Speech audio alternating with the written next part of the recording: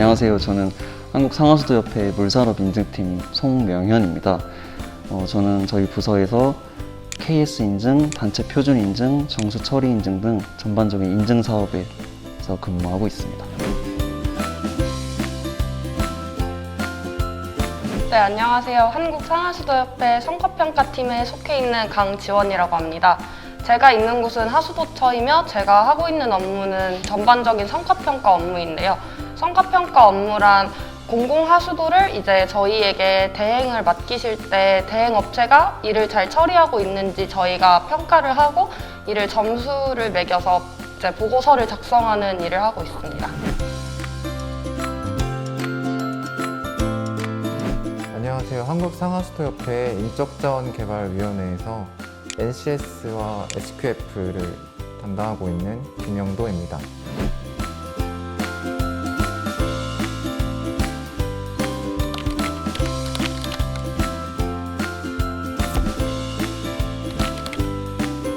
네, 제가 환경 분야를 선택하게 된 이유는 우선 고등학교 때 지속가능한 발전 관련 동아리에서 환경과 관련한 다양한 활동들을 하며 환경 분야에서 일하고 싶다는 생각을 했기 때문입니다. 막연히 환경 분야에서 일하고 싶다는 생각을 했지만 막상 대학에 오니 환경 분야는 제가 생각하는 것과는 많이 달랐습니다. 하지만 그만큼 환경 분야에서 하는 일들이 재밌어 보였고 이제 제가 대학을 졸업하고 대학원도 환경공학으로 진학하면서 전공 분야에 대한 지식을 쌓았고 그 지식을 바탕으로 환경 분야에 취업을 하게 되었습니다. 제가 인적자원 개발에 관심을 가지게 된 건 10년 전이었던 것 같은데 제가 평소에 영화에 관심이 많아서 그때도 극장에서 한 영화를 본 것 같은데 그 제목이 머니볼이라는 영화였는데 그 영화에서 주인공이 그 야구 구단장을 맡고 있는 사람이었는데요. 돈이 많은 구단이 아니어가지고 많은 성적을 기대하지 못했지만 구단장의 리더십으로 그런 약간 인적자원에 대한 철학이라고 해야 할까요? 근데 그런 철학으로 그 당시에는 좀 돈이 많은 구단이 비싼 선수들을 사서 우승을 하는 그런 구조였는데 그 구단장은 비싼 선수는 아니더라도 필요한 능력만을 이렇게 뽑아가지고 구단을 운영했는데 결국 이제 선수단을 연전연승으로 이끄는 그런 실화에 기반한 영화였습니다. 그래서 그런 영화를 보고 나서부터 조금 인적자원 개발에 관심을 가지게 되었습니다. 그래서 지금 이 자리에 있게 된 것 같습니다.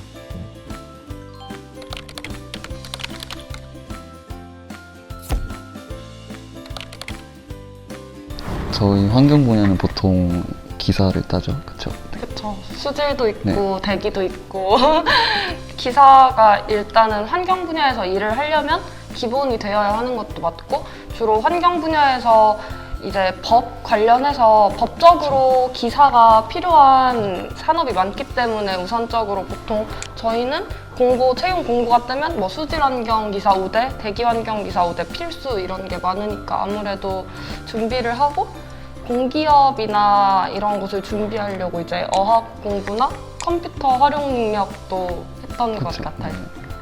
저도 보통 환경이 이제 안전에 관련이 많기 때문에 수질 기사 이런 거 별개로 이제 산업 안전 기사도 산안기도 많이 취직을 하고 그다음에 이제 또 저희 환경 쪽은 또 은근히 대회나 경진대회가 많잖아요. 그래서 공기업 관련한 경진대회 이런 거 참가하면서 실무 능력을 좀 키우는 그런 과정을 또 거쳐왔고 환경부에서 또 나름 그 1년에 한 번씩 환경 백서라고 그런 걸 출판하거든요. 근데 그거를 주기적으로 읽으면 환경의 어떤 동향을 파악하는 데 도움이 되지 않았나 싶습니다. 인적자원 개발 분야에서 이렇게 말씀하신 것처럼 이렇게 기사라는 약간 조금 약간 객관화된 그런 자격증이 많지는 않은 것 같아요. 그냥 이렇게 공인된 자격증이라기보다는 뭐 CS 리더 이런 쪽으로 약간 뭐 그렇게 엄청 큰 자격증은 아닌 그런 자격증이 있는 것 같긴 한데 그런 자격보다도 어떻게 보면 경험이 좀 더 중요한 것 같아요. 솔직히 말해서 약간 그런 인턴 경험이라든가 그래서 인적자원 개발 분야에서 몸담았던 실무 경험이 조금 더 도움이 많이 되는 것 같다고 생각을 하고 있습니다.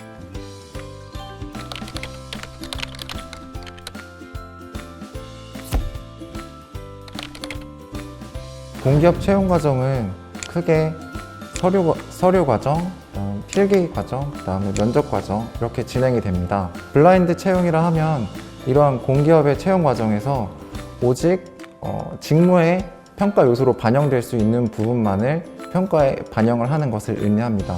그 외에 성별이라든지 학벌이라든지 나이라든지 이런 직무평가에 도움이 안 되는 요소들은 평가 요소에 반영을 하지 않는 그런 제도를 블라인드 제도라고 할 수 있습니다. 그 꿀팁 관련해서는 옆에 분들이 설명을 해주실 겁니다. 저는 제가 면접에서 썼던 그런 꿀팁을 말씀드리고 싶은데, 저는 저희 어떤 본인의 지속 성장 가능한 그런 자세를 보여주는 게 중요하다고 생각합니다. 네. 현재 본인이 지원하는 기업에서 하는 일을 잘할 수 있다는 것을 보여주는 것도 중요하겠지만, 그건 모든 면접자가 다 준비한 답변일 테고, 그 면접 단계까지 간 이상 그 정도의 역량은 면접관들도 기본이라고 생각하기 때문에, 현재 산업의 트렌드를 읽고 그 트렌드를 기업에서 어떻게 적용시켜 발전해 나갈 것인지를 말한다면 면접관들에게 좋은 인상을 심어줄 수 있을 것 같습니다.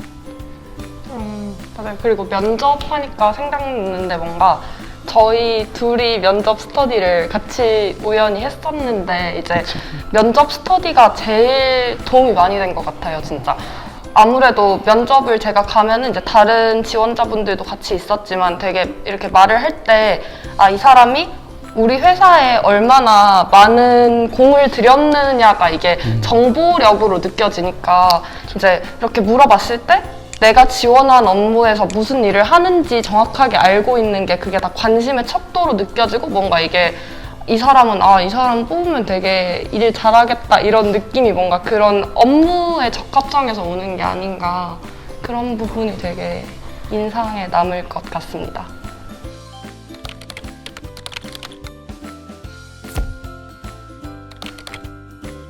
아무래도 가장 제가 듣고 당황했던 질문이 기억에 남는 질문이 아닐까 생각하는데, 그 당시 질문이 현재 수돗물에 대해 안 좋아진 국민들의 인식에 대한 개선 방안을 말해보라는 그런 질문이었습니다. 근데 되게 굉장히 급작스러운 질문이었는데, SNS 홍보 등 이렇게 어떤 허황된 답변보다는 내부적 방안이나 외부적 방안 이렇게 나누어서 실제적이고 현실적으로 적용 가능한 답변을 했던 기억이 있습니다. 저는 기억에 남는 게 아무래도 하수도 업무에 이제 지원을 했다 보니까, 질문 중에 우리나라 하수도에 점수를 매긴다면 100점 만점에 몇 점을 주고 싶냐가 이제 질문이었는데, 저는 90점을 주고 싶다고 대답을 했습니다. 그때 이제 90점이라고 말씀드리는 근거가, 저희 나라가 이제 하수도 처리장이 시설이 되게 잘 돼 있고 이제 기술적으로도 문제가 없는데, 이제 하수도 하면은 국민들이 떠오르는 게 제일 먼저 악취다 보니까, 이런 악취 문제를 해결하는 것도 중요하고 인식 개선이 필요하다고 생각해서, 이제 제가 이 부분은 이제 어느 정도 준비를 한 질문의 대답이었는데, 제일 잘 대답했다고 생각한 부분은 이제 남은 10점을 제가 회사에서 채워나가겠다고 대답한 그게 뭔가 대답하고 약간 뿌듯한 대답이었던 것 같아요. 제가 면접장에서 받았던 질문은 조직 문화에 관한 질문이었습니다. 아무래도 요새 뉴스에도 많이 나오는 것처럼 세대가 많이 지금 바뀌고 있잖아요. 그래서 아무래도 회사 차원에서 조직 문화에 대한 고민이 많았던 것 같아서 그런 질문이 주어진 것 같았었는데, 저 같은 경우에는 그런 조직 문화에 관련된 그런 실제 관련 경험이 있어서 그런 경험을 토대로 답변을 드린 게 아무래도 많은 도움이 되지 않았나, 그런 답변이 인상적이지 않았나, 그렇게 생각하고 있습니다.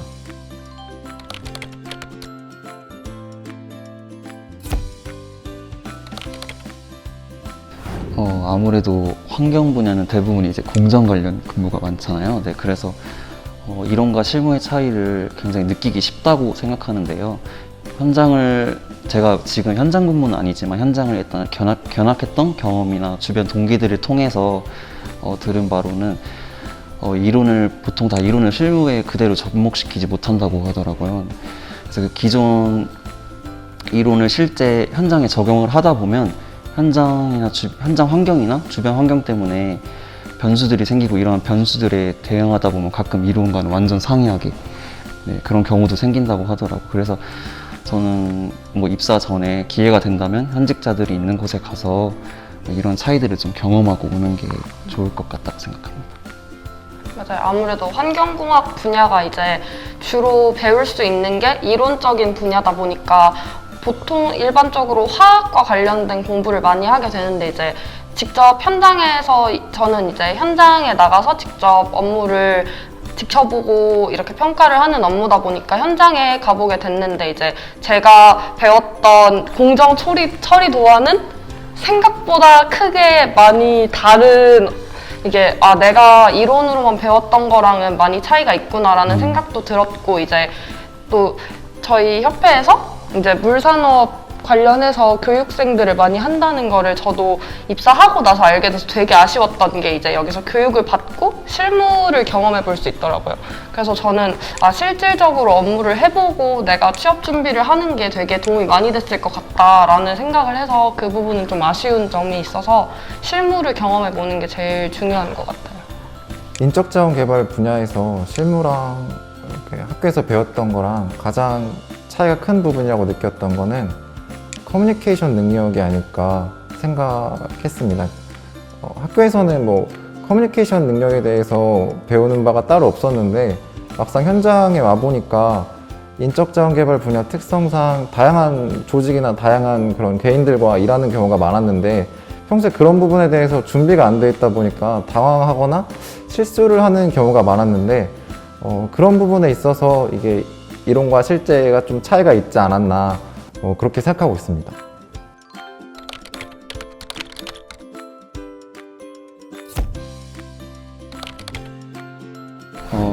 저도 물론이고 저도 취업 준비할 때 스펙적인 부분도 그렇고 제 뭐 직장을 위해서라도 교육이 좀 굉장히 중요하고 필요하다고 느꼈었는데요.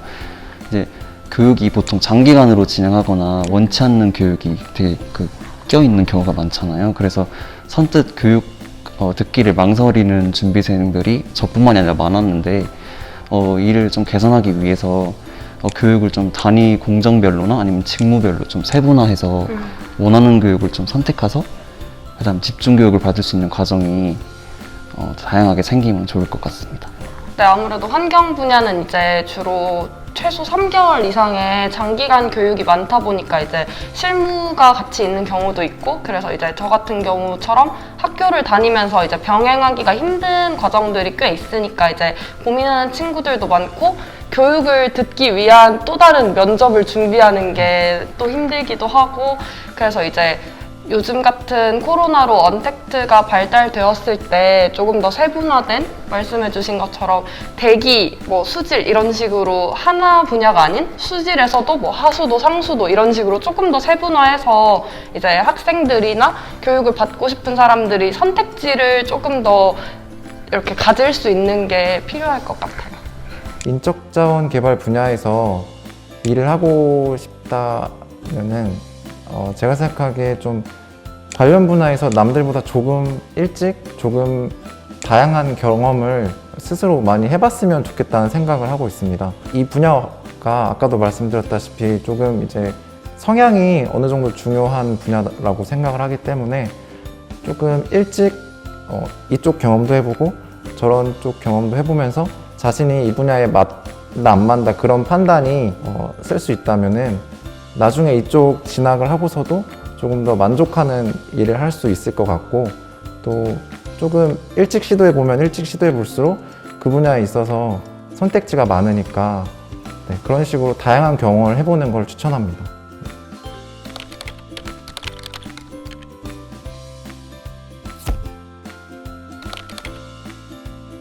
저는 제가 자기소개서를 준비할 때도 그렇고 가장 고충을 겪었던 점이 기업에서 보통 직무기술서를 보여주잖아요. 네, 근데 직무기술서를 읽어봐도 어떤 일을 하는지 크게 너무 단어들도 어렵고 그래서 와닿지가 않더라고요.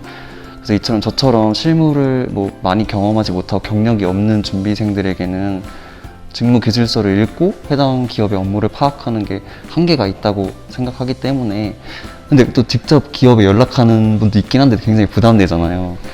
그래서 환경 ISC가 취업 준비생들에게 이런 부분에 있어서 기업과 어떤 취업 준비생 간의 중간 다리 역할을 수행해준다면은 준비생들에게 굉장히 도움이 될 것 같습니다.